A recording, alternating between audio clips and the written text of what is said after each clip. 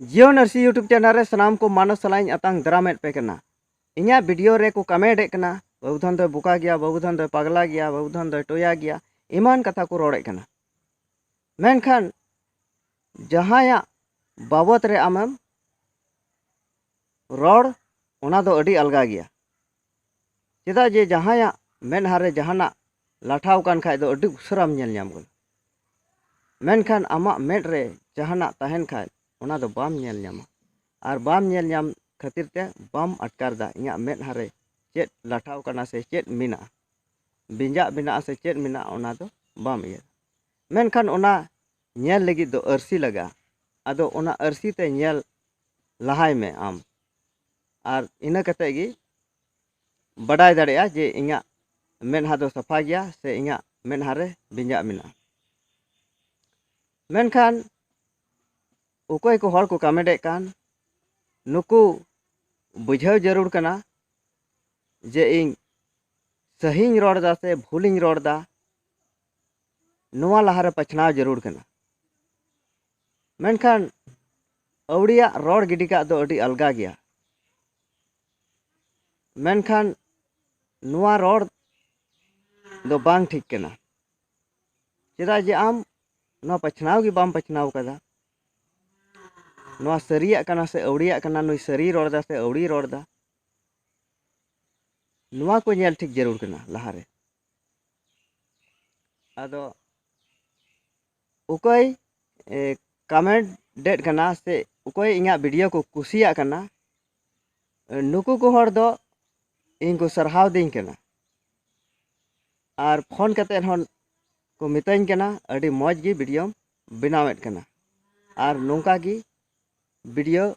बनाव दी तबुन में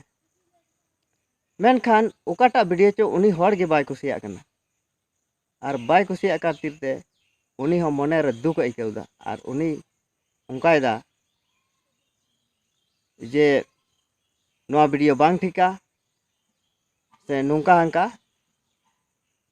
को एगर रेड कना कमेंट एट कना मेनखान जोतो हर कुसी अचो को दो मुश्किल गया आदो उना इयते जे उकोय आपे पे कुसिया कना ठीक गया आर उकोय बापे कुसिया कना उना हो ठीक गया मेनखान जहाय हर एगर कते दो बाम सुधर दाड़ेया आर असल कथा दो नुआ सरिया चे कना उना बड़ाय जरूर कना आर नुआ गी बाम बड़ाया खालिम एगेरा जे फलना दो नोंकान गया बोका गया लेल्हा गया मेनखान रोड़ मा ने अडी अलगा गया आदो ओने मिटे कहानी मिना लेका तुयुआ तुयु दो मिद दिने चलावना सिम अतकिर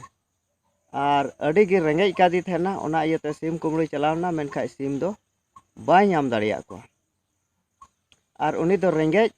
तेगी रुवाड़ना आर रुवाड़ ओक्ते रे मिटे बागाने नाम केदा आर उना दो अंगूर बागान ताहे कना आर उना अंगूर दो अडी कजाक जौ कान थेना लाठे ठुबे जौ कान थेना आर नेलदा आर उनी तुयु दो हुदिस केदा जे तेहिं दो नुआ अंगूर गिन जमा मेनखान उना अंगूर तियग लगी उनी तुयु दो दोनेट कना हानते नाते दोन लांगायना मेनखान उना अंगूर गी बाय तियग दाड़ेयदा मेनखान उनी झुक रगे मिनाया अडी घड़ी ए दोन केदा दोन दोन ते लांगायना मेनखान तायम ते उनी मेन केदा नुआ अंगूर दो जोजो गया नुआ अंगूर दो बन जमा मेनखान असल कथा दो नुआ थाहे कना जे उनी अंगूर गे बाय तियग दाड़ेयदा आर ओनाते मेनदा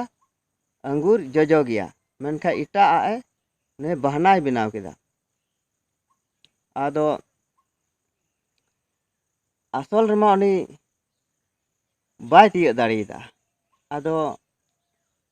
ठीक गया नुआ कहानी ते चेद लेका पे बुझाव केदा